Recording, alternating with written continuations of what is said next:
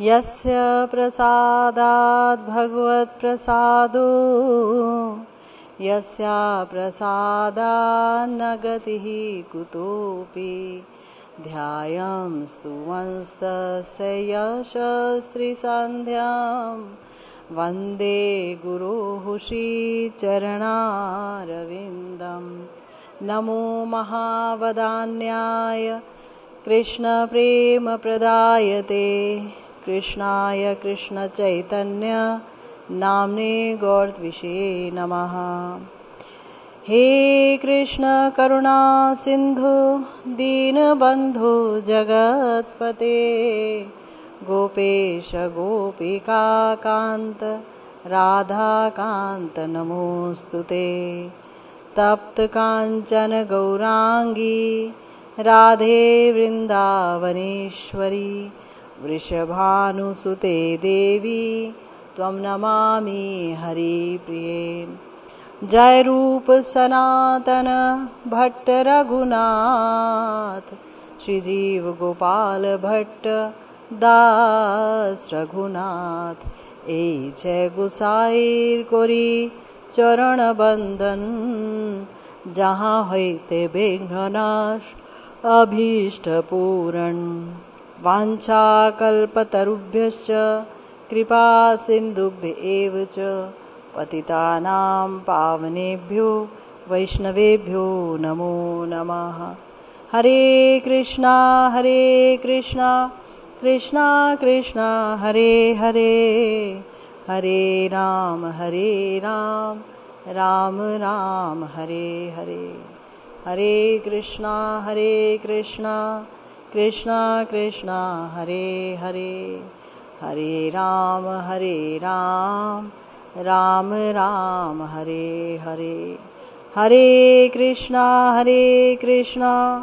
कृष्णा कृष्णा हरे हरे हरे राम राम राम हरे हरे।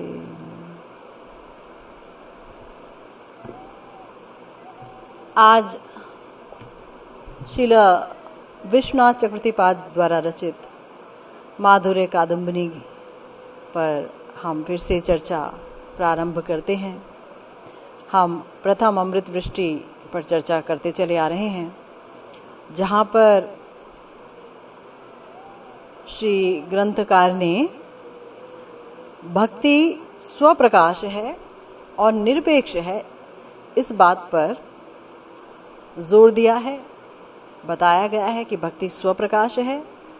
भक्ति यानी कि महत के हृदय में जो भक्ति है वही एक नव साधक के हृदय में भक्ति पैदा होने का कारण है। यानी भक्ति से ही भक्ति आती है ना। भगवान भक्ति नहीं देते हैं, लेकिन तो भी भक्ति स्वप्रकाश है, जैसे कि भगवान स्वप्रकाश है।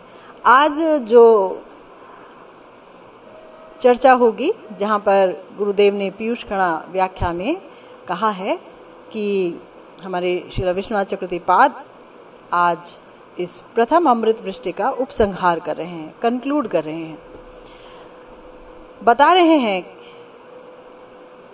कि पूज्यपाद श्रील ग्रंथकार महोदय श्रीमद् भागवत आदि शास्त्रों के प्रमाणों के द्वारा भक्ति की स्वतंत्रता, उसका स्वप्रकाश आदि जो गुण है उसको बहुत ही दृढ़ भाव से उन्होंने स्थापित किया और अब उपसंहार कर रहे हैं।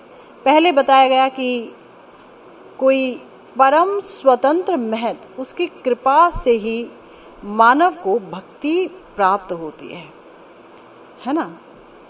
यानी भक्ति प्राप्त होती है महत की कृपा से।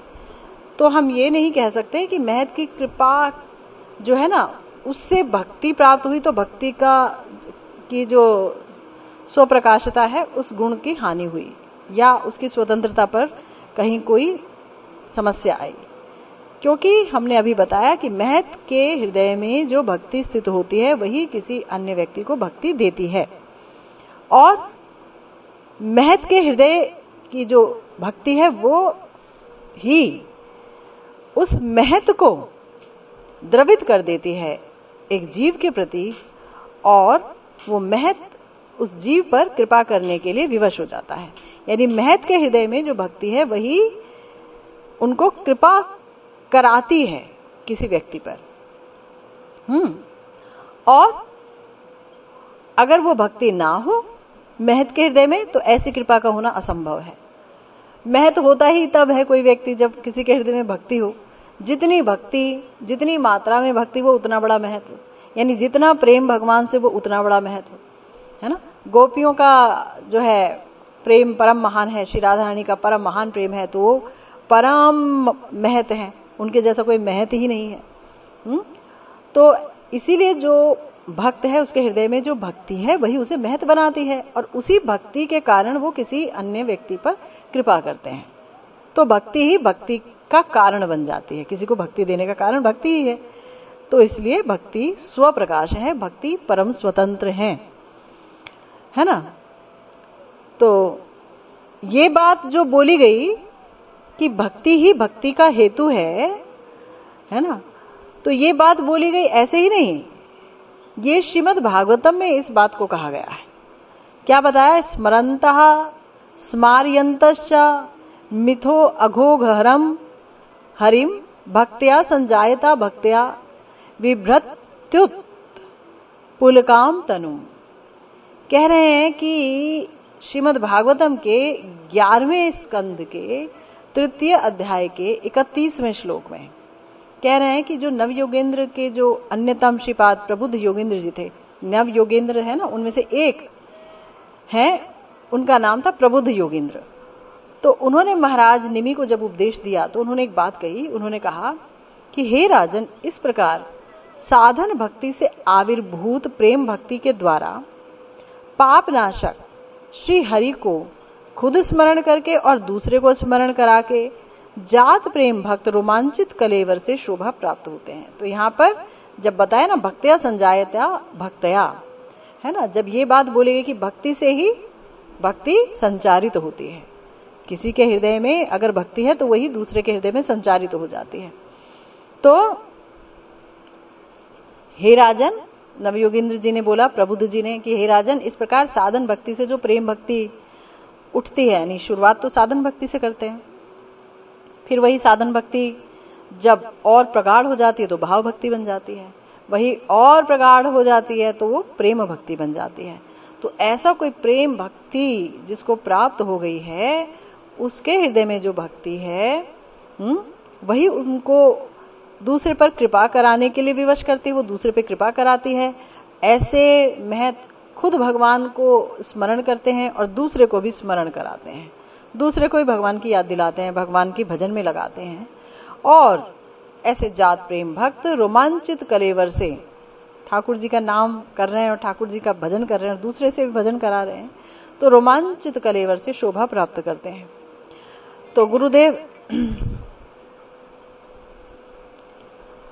गुरुदेव बोल रहे हैं कि कर्म, ज्ञान, योग आदि साधन में जो है वो साधन और साध्य भिन्न भिन्न है ना। कर्म में कोई यज्ञ कर रहा है, यज्ञ आदि कर रहा है, तो वो क्या चाहता है कि यज्ञ वगैरह मेरा कंप्लीट हो जाए तो फिर मुझे स्वर्ग मिल जाए, तो साधन अलग है और साध्य अलग है ना। ज्ञान में वो जो भी साधना कर रहा है, लेकिन साध्य है कि मैं ब्रह्म में विलीन हो जाऊं, तो साधन और साध्य अलग अलग है ना। बता रहे हैं गुरुदेव कि कर्मी का याग यज्ञ आदि साधन है और साध्य स्वर्ग सुख प्राप्ति है। ज्ञानियों का साधन क्या है? शमदम नियम आदि जो वो पालन करते हैं, है ना, निधिध्यासन आदि साधन करते हैं, और साध्य क्या है कि ब्रह्म में मिल जाए। और योगियों का क्या है? वो भी यम नियम आसन प्राणायाम बहुत कुछ करते हैं, ये सब उनका साधन है। उनका साध्य क्या है कि परमात्मा में, यानी जो हृदय में परमात्मा है उन्हीं के साथ विलीन हो जाए, सायुज्य मुक्ति हो जाए। तो ये सब जो साधक हैं, ज्ञान मार्ग के साधक, कर्म मार्ग के साधक, जितना वो सिद्धि की तरफ आगे बढ़ते जाते हैं उतना ही उनका साधन कम होता जाता है। ये बड़ी इंपॉर्टेंट बात है। मतलब वो जैसे जैसे अपने सिद्धि की तरफ बढ़ गए, साध्य करीब आ गया, है ना, तो उनका साधन का आवेश भी कम हो जाता है और साधन भी कम हो जाता है। और जिस समय सिद्धि मिल जाती है तो कहते हैं गुरुदेव कि तब वो साधन रूपी बोझा सर से उतार के फेंक देते हैं कि सिद्धि प्राप्त हो गई। और सिद्धि को लेके मतवाले हो जाते हैं। इसलिए इनका साधन और सिद्धि अलग अलग है, ये आसानी से कोई भी समझ सकता है। किंतु भक्तों का ऐसा नहीं है। ये बड़ा इंपॉर्टेंट पॉइंट है समझने के लिए। भक्तों का साधन भक्ति, भाव भक्ति और प्रेम भक्ति एक ही अवस्था का तर और तम है ना। अब देखो, जैसे कि हम हरि नाम कर रहे हैं, अब हरि नाम कर रहे हैं, रट रट के कर रहे हैं, हरे कृष्ण कृष्ण कृष्ण करे जा रहे हैं, करते करते करते करते गुरु वैष्णवों की कृपा से अगर भाव आ गया तो फिर प्रेम से कर रहे हैं उसी हरि नाम को। बड़ा अच्छा लग रहा है हरि नाम करना, और करती। पहले तो मजबूरी, बोझा टाइप का लगता है शुरुआत ना, क्योंकि बहुत सारे अनर्थ होते हैं। फिर धीरे धीरे जब अनर्थ खत्म हो जाते, खत्म कैसे होंगे, इसे भजन को करते ही होंगे खत्म, और तो कोई तरीका नहीं है। तो फिर क्या होगा, आनंद आने लगेगा, रस निकल रहा है, अमृत जैसा लग रहा है। वो क्या है, भाव भक्ति आने लगेगी ठाकुर जी के प्रति, हरि नाम के प्रति, है भगवान के गुणों के प्रति, भगवान के शास्त्रों के प्रति, सब के प्रति भाव भरने लगेंगे। वही जब प्रेम भक्ति में चला जाएगा, फिर वही हरिनाम और आस्वाद्य हो जाएगा। उसी हरिनाम से भगवान की लीलाओं तक पहुंचा जाएगा। वही हरिनाम लीला स्फुरित कराने लगेंगे। तो वही एक ही नाम है, वो चल रहा है, लेकिन भाव के अनुसार उसका आस्वाद जो है, उसका स्वाद वो है, वो बदलता जा रहा है, पर नाम वही है, नाम अलग नहीं हो रहा है। तो गुरुदेव कह रहे हैं कि जो पूर्व जो भक्ति है वो पर भक्ति का हेतु हो जाता है। यानी हम हरि नाम ले रहे हैं, हरे कृष्ण महामंत्र कर रहे हैं, तुलसी परिक्रमा कर रहे हैं, तीर्थ जा रहे हैं, यानी कि गिरिराज जी की परिक्रमा कर रहे हैं, वृंदावन धाम जा रहे हैं, कहीं भी कुछ भी कर रहे हैं हम जो भी, तो ये क्या है, हमारी सारी साधन भक्ति है। 64 अंग जो हम कर रहे हैं भक्ति के, जो श्री रूप गोस्वामी जी ने श्री भक्ति रसामृत सिंधु में बताया है, तो सब साधन भक्ति है। करते करते करते करते भाव भक्ति आएगी। तो ये जो हम कर रहे थे आवेश विहीन था, अब हमारा आवेश आ जाएगा इसमें। क्या पहले तुलसी जी के लिए अगर कोई तुलसी जी का पूजा करता था, वो अपना एक आरती का दिया ले गया, नमो नमः तुलसी कृष्ण प्रेसी, फटाफट गाया हुआ है और आ गया। अब जब वो सोच रहा है, ओहो मोर ए अभिलाष विलास कुंज दियोवास नयने हिरिबो सदा जुगल रूप राशि, तो सब चित्र घूम रहा है उसके हृदय में। मोर ए अभिलाष, अरे आप दे सकती हैं, ये तो एक राज की बात पता चल गई है तुलसी महारानी जी, आप दे सकती हैं, है ना। मोरे अभिलाष विलास कुंज दियोवास, आप विलास कुंज में हमारा वास करा सकते हैं, क्योंकि आप कृष्ण की दूती हैं, आप प्रिया प्रियतम के करीब रहती हैं, उनकी कृपा पात्र हैं। अब कुछ और आवेश के साथ तुलसी आरती हो रही है और प्रेम भक्ति हो जाए तब तो और ही अलग आवेश। प्रक्रिया वही चल रही है, वही आप 7 बार घुमा रहे हो अपने दिए को, लेकिन अब आवेश अलग है ना। तो वो साधन समाप्त नहीं हुआ, साधन में और स्वाद आ गया और आगे जाके और आस्वाद्य हो गया वो साधन। तो इसीलिए भक्त साधक जितना प्रेम सिद्धि के प्रति अग्रसर होंगे उतना ही उनका साधन बढ़ जाता है। देखिए, कर्म मार्ग, योग मार्ग, ज्ञान मार्ग, यहां पर साधन समाप्त होने लगता है साध्य वस्तु की तरफ बढ़ते बढ़ते। यहां क्या है, बोला भक्त जो है वो जितना आगे बढ़ेंगे प्रेम भक्ति की तरफ, उनका साधन और बढ़ जाएगा। ये भी कर लूं, ये भी कर लूं, तृष्णा ही समाप्त नहीं होगी। थोड़ा ये भी पढ़ लूं और माला कर लूं, है, अब थोड़ा गा भी लेते हैं, संकीर्तन भी कर लेते हैं, सारा कुछ वो एक हाथ से लेने की कोशिश करेगा, सब कुछ कर लूं। तो इसीलिए सुबह से 3 बजे से लेके और रात तक वो भजन ही करता रहेगा आवेश के साथ, उसका कम नहीं होगा, उसका और बढ़ जाएगा, बढ़ता चला जाएगा, क्योंकि अब आनंद ही इसमें आता है। तो इसीलिए बोला, जैसे जैसे भक्त साधक जितना प्रेम सिद्धि की तरफ अग्रसर होंगे, उनका साधन उतना ही बढ़ जाएगा। ये भक्तों का है। हमारे गुरुदेव बोल रहे हैं, क्यों? क्योंकि साधन अवस्था में जो आस्वादन तरल है, भाव और प्रेम अवस्था में वही आस्वादन सांद्र हो जाता है, कंडेंस्ड हो जाता है, घनीभूत हो जाता है। भाई साधन अवस्था में हम कर रहे हैं, हमने सोचा चलो प्रिया जी के बारे में सोचते हैं, बड़ा दिमाग लगाना पड़ रहा है। पर जो गुरुदेव कहते हैं कि अगर स्मरण में नहीं आ रहा तो कोई बात नहीं, घबराइए मत, आप अपना श्रवण ठीक से करिए, अपना साधन भक्ति ठीक से करिए। धीरे धीरे जब चित्त शुद्ध हो जाएगा, स्मरण होने लगेगा, अपने आप आने लगेगा अंदर। तो स्टार्टिंग में तरल है सब कुछ, हाँ ठीक है, पता है वृंदावन धाम अच्छा लग रहा है सब कुछ, मगर उस तरलता का भी आस्वादन है अपना, उसमें भी आनंद आता है, तभी तो छूटता नहीं है ना भक्तों से। और जब वो गाढ़ा हो जाता है तब वो और आस्वाद्य हो जाता है, तब आवेश भी ज्यादा आ जाता है भजन करने का। श्रील ठाकुर महाशय ने कहा, पाकिले से प्रेम भक्ति अपक्वे साधन रीति भक्ति लक्षण तत्व सार। ये जो भक्ति लक्षण है वो बता रहे हैं क्या कि जब ये साधन पक जाता है तो ये प्रेम भक्ति हो जाता है, और जब तक कच्चा है तो साधन रीति।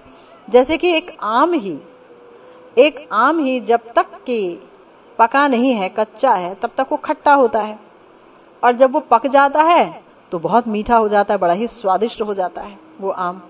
लेकिन जैसे कि हमने एक बार जिक्र किया कि उस खट्टेपन का भी बहुत महत्व है, क्योंकि अचार जो बनेगा ना वो खट्टे आम का ही बनेगा और वो और भी मधुर हो जाता है ना।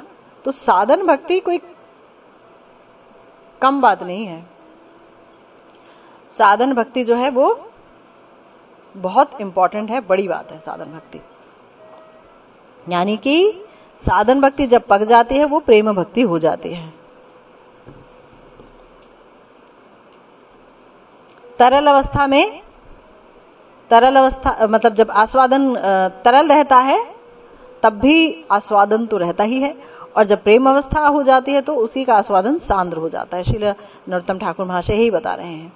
इसी प्रकार से प्रेम जब हो जाता है किसी व्यक्ति को तो प्रेम और बढ़ बढ़ करके और उच्च स्तर को प्राप्त करता है ना। जब प्रेम तो अपने आप में बहुत घनीभूत अवस्था का नाम है, और इस शरीर में प्रेम तक की स्तर को ही प्राप्त किया जा सकता है। इसके आगे का स्तर तो फिर दूसरे शरीर में मिलेगा, जो कि पार्षद शरीर होगा, उसमें मिलेगा।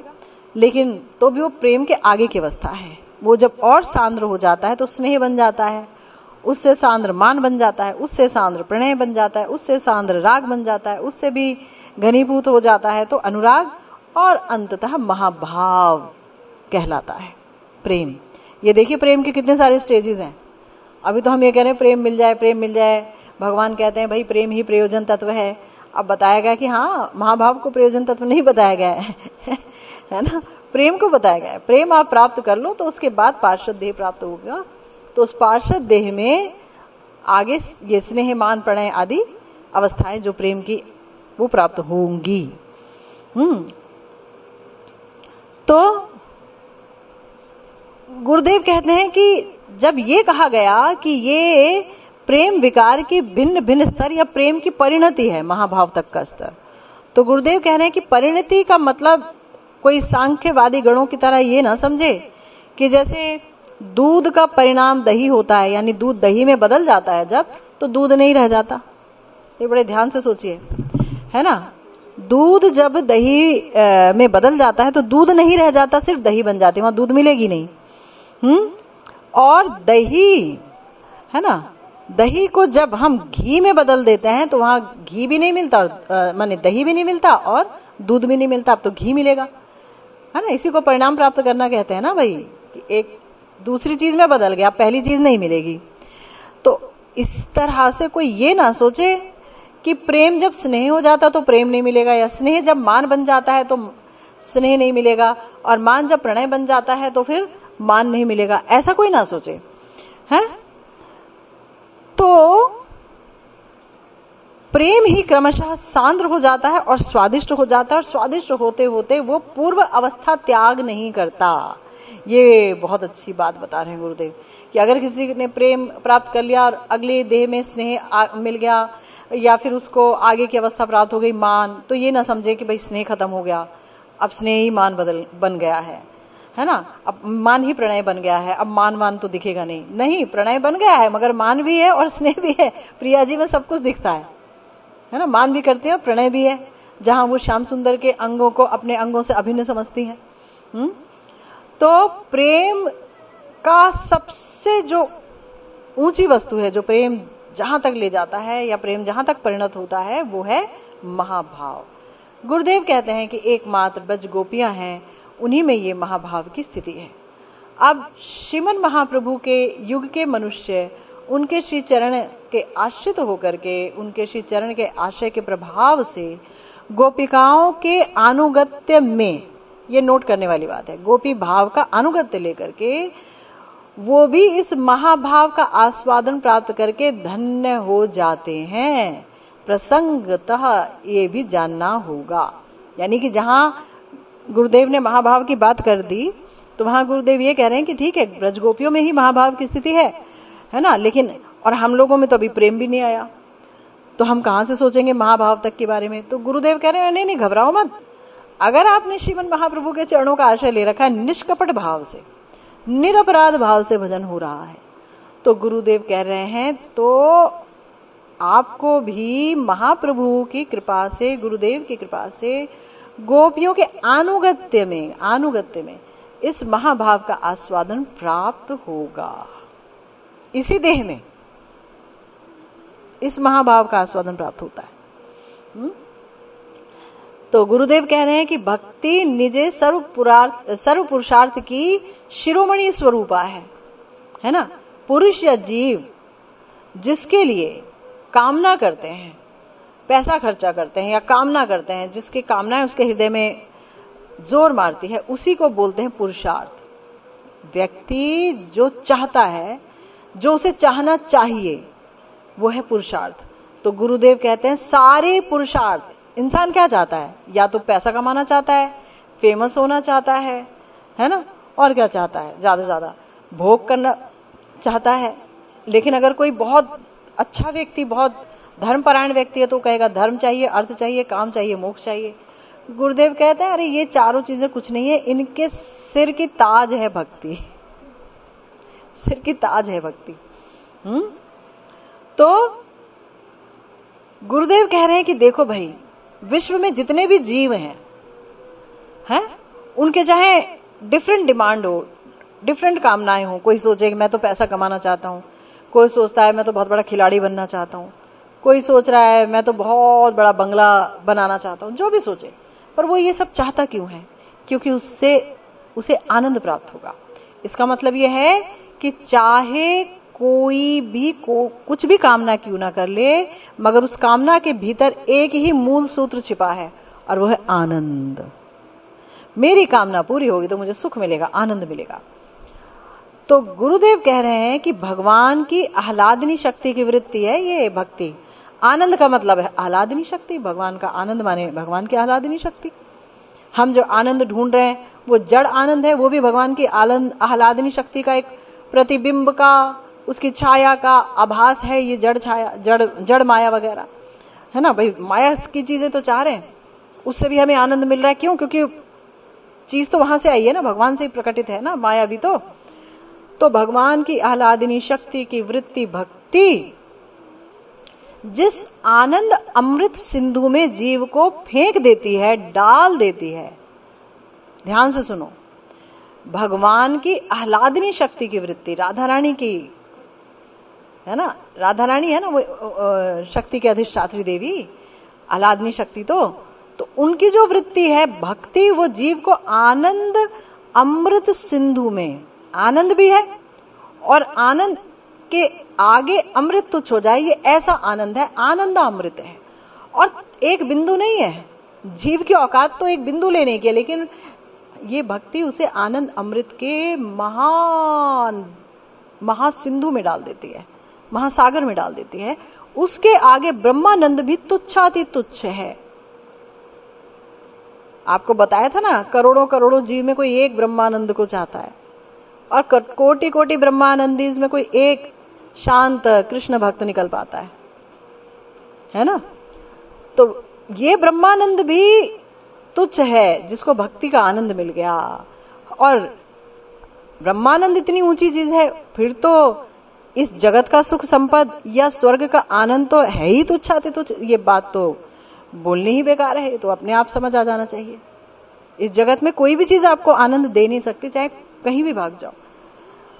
तो इसीलिए गुरुदेव कह रहे हैं कि श्री भगवान की स्वरूप भूता महाशक्ति भक्ति देवी की भगवान की तरह सर्वव्यापकत्व गुण भी है। जैसे भगवान सर्वव्यापक है ना, भाई आप भारत में भजन कर लो या अमेरिका में भजन कर लो, दर्शन भगवान भारत में देंगे आपको तो अमेरिका में भी दे देंगे, क्योंकि सर्वव्यापक है, सब कुछ उन्हीं का है ना, जर्रा जर्रा उन्हीं का है, उन्हीं की शक्ति की विभूति है। तो भगवान सर्वव्यापक है। ये नहीं कि अगर दिल्ली में कोई भजन कर रहा है तो भगवान जो है उसके भोग को आरोगते नहीं, वहां भी भगवान भोग आरोगने लग जाते हैं, प्रेम से जहां भी पुकारो चले आ जाते हैं ठाकुर जी। तो इसी तरह से भगवान की ये जो महाशक्ति है, स्वरूप भूता महाशक्ति भक्ति देवी, ये भी सर्वव्यापक हैं। किसी देश किसी काल का कोई पहरा नहीं है, किसी भी देश में भक्ति महारानी कृपा कर सकते हैं किसी पे भी। तो इसीलिए हम देखते हैं कि कितने कितने अंग्रेज लोग हैं, वो बोल रहे होते हैं कि हम इतने समय से माला कर रहे हैं, इतने समय से हम भजन कर रहे हैं। अरे भक्ति देवी ने उन पे भी कृपा कर दी, गुरुदेव गुरुवर्ग की कृपा से, निताई गौर की कृपा से है। या किसी भी जीव पर कर सकते हैं, ये नहीं है कि कोई जवान होगा या कोई बहुत अच्छे खानदान का होगा तो उसी पर कृपा होगी, ना ना, किसी पर भी कोई भी जीव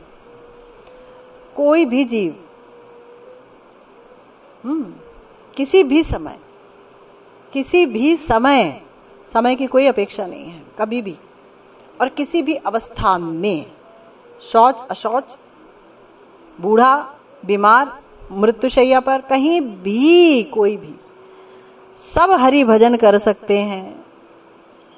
देख रहे हैं कितना सुंदर बात है, ये बहुत ही सुंदर बात है, सब हरि भजन कर सकते हैं, है ना।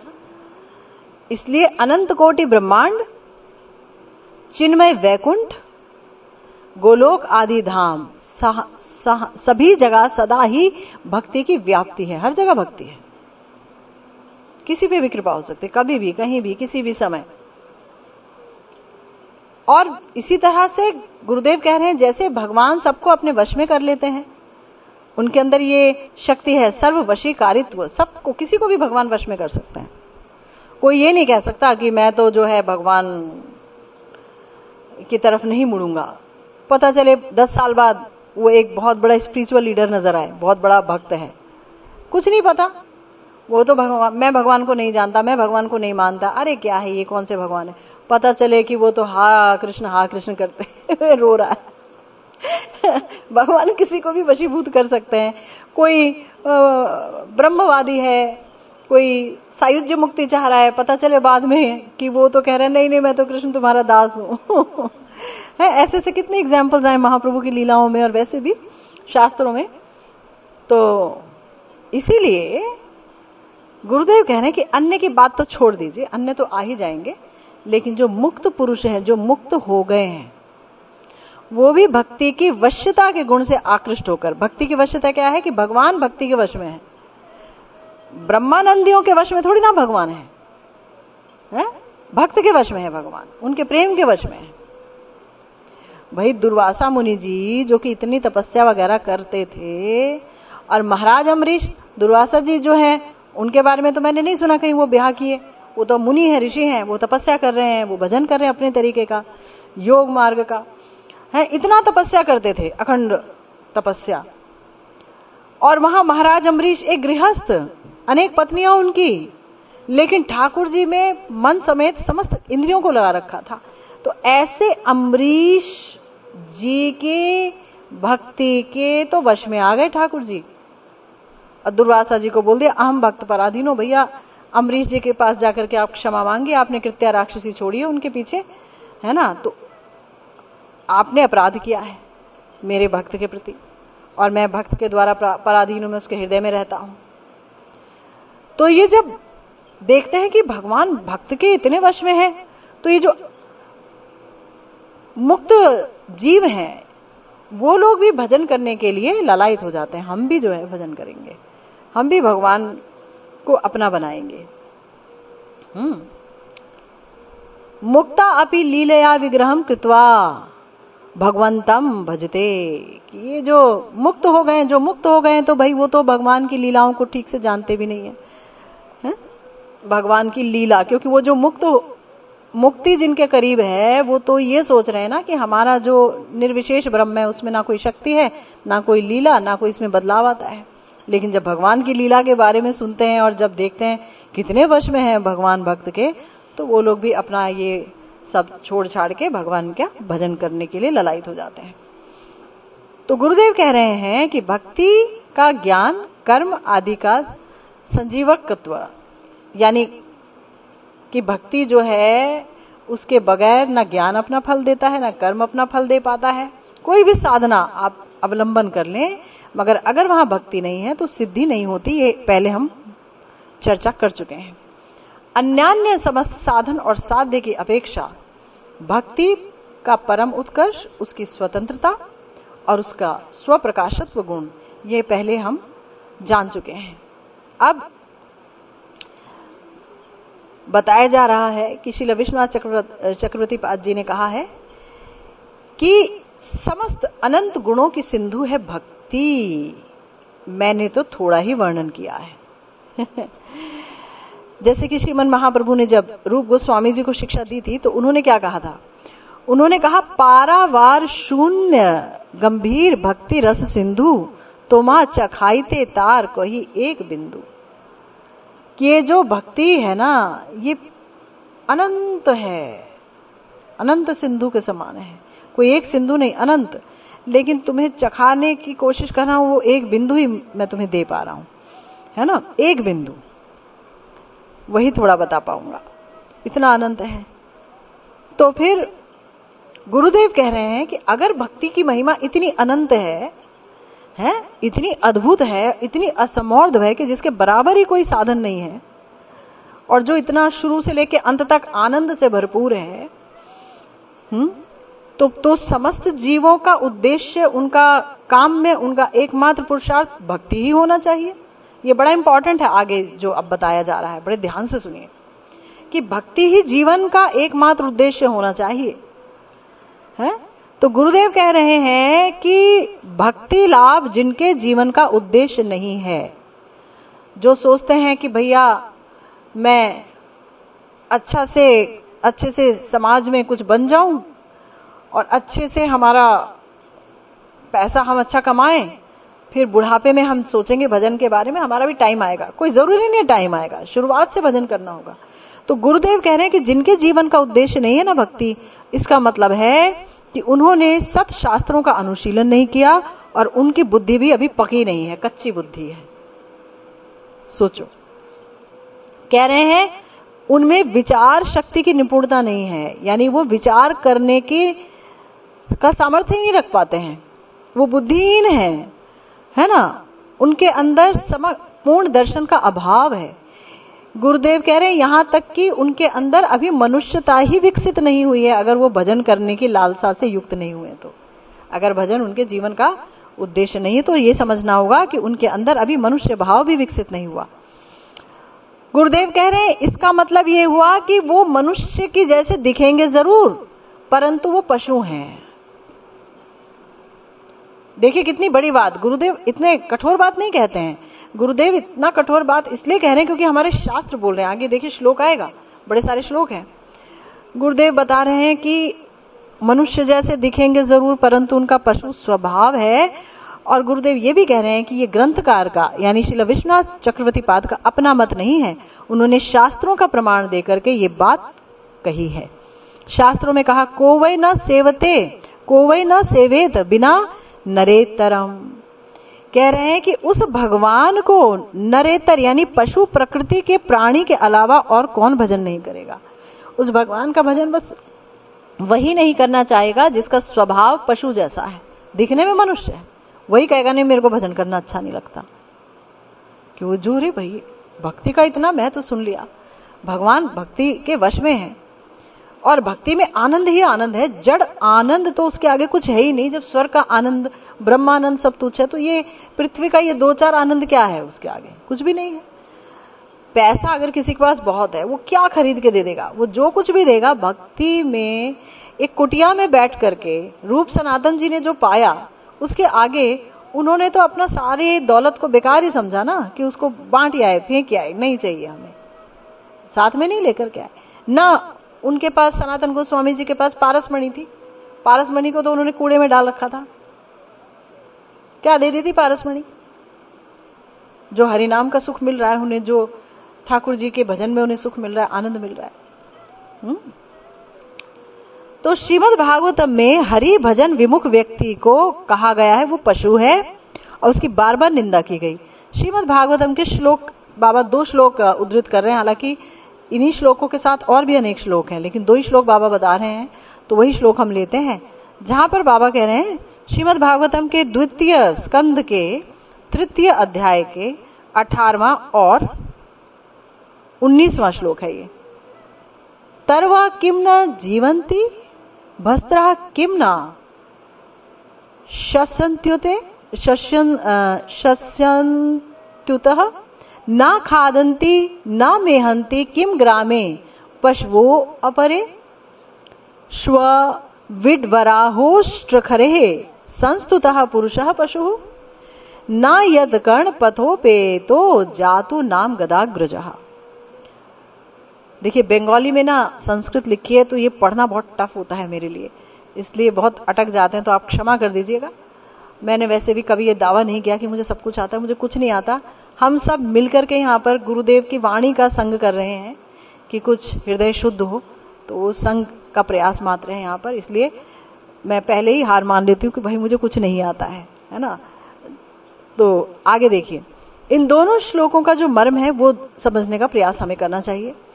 गुरुदेव बता रहे हैं कि इस विश्व में मानव देह धारण करके जो हरि भजन नहीं करते उनकी आयु बेकार चली गई, उनकी पूरी उम्र बेकार चली गई।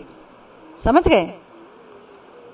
इस विश्व में मानव देह धारण करके जो भजन नहीं करते उनकी पूरी आयु क्या चली गई? बेकार चली गई। प्रश्न हो सकता है, ध्यान से सुनो, प्रश्न हो सकता है, कोई प्रश्न कह सकता है क्या बात कर रहे हो, वो लोग बचे हुए हैं तो इसका मतलब उनका परम आयु सार्थक है कि नहीं? वो तो बचे हुए हैं। तो उसके उत्तर में बोल रहे हैं क्या वृक्ष नहीं बचे रहते? ध्यान से सुनो भाई, ध्यान से सुनो। अगर कोई व्यक्ति बचा हुआ है, जिंदा है, तो यही काफी है क्या? कह रहे हैं वो तो वृक्ष भी बचे रहते हैं। मैंने अभी पढ़ा था कहीं कैलकाटा में, कैलकाटा के बोटेनिकल गार्डन में एक वृक्ष है जो 500 साल पुराना है, वो भी तो बचा हुआ है, लेकिन भजन तो नहीं ना कर सकता। आप यहां चले आइए हमारे श्री वृंदावन धाम में, तो श्री वृंदावन धाम में आप जाएंगे तो वहां कदम्ब का वृक्ष भी तो बचे हुए हैं, हालांकि वो तो नित्य सिद्ध है भाई, उनका ये एग्जाम्पल में फिट नहीं होंगे, लेकिन तो भी इमली तला चले जाइए, वहां इमली के वृक्ष आज तक हैं, जहां पर महाप्रभु आए थे और महाप्रभु ने उस वृक्ष के नीचे भजन किया, वो भी वहां पर है ना, हजारों साल से हैं। तो बचा रहना ही कोई बड़ी बात नहीं है कि हम बचे हुए हैं तो कोई बहुत बड़ी बात हो गई। यानी कि अगर कोई सोचता है कि बचा रहना बड़ी बात है, तब तो ये वृक्ष मनुष्य की अपेक्षा ज्यादा भाग्यवान है कि ये बचे हुए हैं, और मनुष्य 50 साल में, 60 साल में, 70 साल में मर जाता है। तो कोई व्यक्ति कहे अरे क्या बात कह रहे हो भैया, वृक्ष तो बचे हुए हैं लेकिन कोई सांस थोड़ी ना ले रहे, हम तो सांस भी ले रहे हैं, तो हम ज्यादा, मतलब हम ज्यादा महत्वपूर्ण है क्योंकि हम सांस भी ले रहे हैं। तो हमारा श्लोक कह रहा है कि भस्रा किमना श्वस्यन्ते, कि भैया ये जो भस्रा है, लोहार की धौंकनी है ना, धौंकनी, वो तो हमसे भी ज्यादा तेज सांस लेती है, हा हू करके सांस लेती है कि नहीं? कभी देखा है? रसप्रिया ने देखा है। तो वो इतनी तेज से लोहार की धौंकनी सांस लेती है ना, तो हमसे भी ज्यादा सांस ले लेती है वो, लेकिन वो तो प्राणविहीन है। तो क्या हमारे से अच्छी तो फिर लोहार की धौंकनी है? अगर सांस छोड़ना और सांस ग्रहण करना इसी का नाम जिंदगी है, तो लोहार की धौंकनी ज्यादा अच्छी है ना। तो फिर बोल रहे हैं कि अगर प्रश्न हो कि ठीक है भैया, आप कह रहे हो ठीक है, लोहार की धौंकनी सांस ले पाती है और छोड़ पाती हमसे अच्छी, लेकिन हम तो अच्छे से खाना भी खाते हैं, खाना वाना खाते हैं, और हम लोग मैथुन आदि भी तो करते हैं, बच्चे बच्चे पैदा करते हैं, तो इसलिए हम मनुष्य हो गए। तो उसके उत्तर में बोला गया क्या बात कर रहे हो, ये गाय, भैंस, बकरी, कुत्ता, बिल्ली, सूकर, कुकर, है ऊंट, ये भी तो भोजन करते हैं और ये भी तो मैथुन करते हैं, ये भी बच्चे पैदा करते हैं कि नहीं? तो इसमें तुम कौन से बड़े महान हो गए? तुम पशु हो, अगर भजन नहीं करते तो पशु से भी गिरे हुए हो। ये हमारे शास्त्र कह रहे हैं, है ना। श्री जीव गोस्वामी पाद पशुओं अपरे इस अंश की व्याख्या में कह रहे हैं, तमपि नराकारम पशुम मतवह अपर इति, अर्थात हरि भजन विमुख व्यक्ति को नराकृति पशु बोलना होगा, कि जिसे हरि भजन करना अच्छा नहीं लगता, भगवान के भजन में आनंद नहीं आता, वो नराकृति पशु है और कुछ नहीं। कोई ये बोल सकते हैं, अच्छा आप ऐसी बड़ी बड़ी बातें कर रहे हो। अरे भैया, जो लोग बहुत उच्च शिक्षा प्राप्त किए हुए हैं, हाईली इंटेलिजेंट, एमए पीएचडी और बहुत बड़े बड़े साइंटिस्ट हैं, बहुत बड़े बड़े दार्शनिक हैं, फिलोसोफर, और इस जगत के कितने लोग उनका गुणगान करते हैं, उनके अखबारों में फोटो आती है, पिक्चर्स क्लिक होती हैं, उनके अवार्ड्स मिलते हैं, तो क्या अगर ये हरि भजन नहीं करते तो क्या इन्हें मनुष्य नहीं बोलेंगे हम? ये तो मनुष्य है, इन्होंने इतनी मेहनत करके पढ़ाई की, कुछ बन गए। तो इसके उत्तर में हमारे शास्त्र कह रहे हैं कि जिनके कान के पथ पर, जिनके कान के अंदर कभी भगवान का नाम प्रवेश नहीं करता, वो व्यक्ति बेकार ही कलहकारी कुत्ता,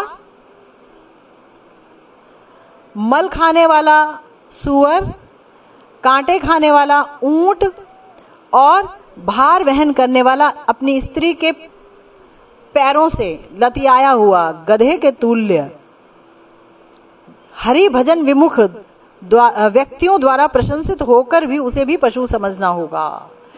इसका मतलब समझे? इसका मतलब ये है कि देखो भैया, कोई आदमी है, उसने खूब पढ़ाई लिखाई कर ली, खूब कुछ बन गया, ऊंचा पोस्ट वगैरह, हाई फाई, बड़ी बड़ी गाड़ियों में घूमता है, सब कुछ, उसके चारों तरफ अनेक लोग नजर आते हैं, भीड़ नजर आती है, कोई फोटो खींच रहा है, कोई ये एंगल, कोई वो एंगल, आप देख लो कितने बड़े बड़े स्टार्स, ये सब वो सब। तो कह रहे हैं अगर ऐसा आदमी जिसके चारों तरफ भीड़ नजर आती है, तो भीड़ किन की नजर आती है? कुत्ते बिल्लियों की भीड़ नजर आती है, और किसी की नजर आती है? मनुष्य दिखते हैं पर पशु हैं, क्योंकि उन्होंने कभी भजन ही नहीं किया, वो भजन ही नहीं करते हैं।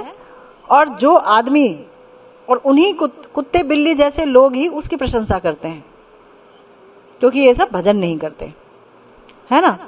तो श्री जीव गोस्वामी पाद जी इस श्लोक की टीका में लिख रहे हैं कि हरि भजन विमुख घोर विषय आसक्त व्यक्तिगण, जो लोग हरि कथा अमृत का त्याग करके कुत्ते की तरह बेकार के ग्राम वार्ता रूपी कोलाहल में निरत हैं। कुत्ते क्या करते हैं? आप देखते हैं, कुत्ते अगर एक कुत्ता है तो वो ज्यादा कुछ नहीं करता, अगर 5-7 कुत्ते मिल जाते हैं तो इतना भौंकते हैं, इतना शोर मचाते हैं, इतना शोर मचाते हैं, यानी आपस में बात करते हैं वो शोर मचा मचा करके, है ना। वो उसे भगाता है, वो उसे डांटता है, भाव भाव करते रहते हैं। तो कह रहे हैं कि अगर कोई हरि भजन विमुख है तो ऐसा विषय आसक्त व्यक्ति क्या करता है? हमेशा गप मारता रहता है, तूने ये देखा, तूने वो देखा, मैंने ये देखा, नेट पे ये आया है, उस पे वो आया है, वो बक बक बक बक बक बक बक बक, लेकिन उसकी चर्चा का विषय कभी भगवान नहीं होंगे। तो हमारे शास्त्रों ने और गुरुदेव ने और जीव गोस्वामी पास सब बोल रहे हैं वो कुत्ता है ना, कुत्ते की तरह ही तो है वो भाई। इंसान दिख रहा है पर कुत्ते की तरह वो कोलाहल में निरत है। या शूकर, सुअर की तरह जो लोग हरिनाम अमृत त्याग करके हमेशा विषय विष्ठा रूपी भोजन करते हैं, हरिनाम अमृत नहीं करते, उसका पान नहीं करते, और विषयों में पड़े रहते हैं, विषय रूपी मल खाते हैं, उसका अभ्यस्त है। या ऊंट की तरह भक्ति रूपी आम के मीठे मीठे पल्लव को त्याग करके जो लोग विषय रूपी कांटों को चबाने में ही आनंद महसूस करते हैं। ऊंट क्या करता है? ऊंट को देखा कभी? ऊंट कांटे खाता है, तो ऊंट कांटे खाता छोड़ता ही नहीं है, वो कांटा खाता है। तो क्यों?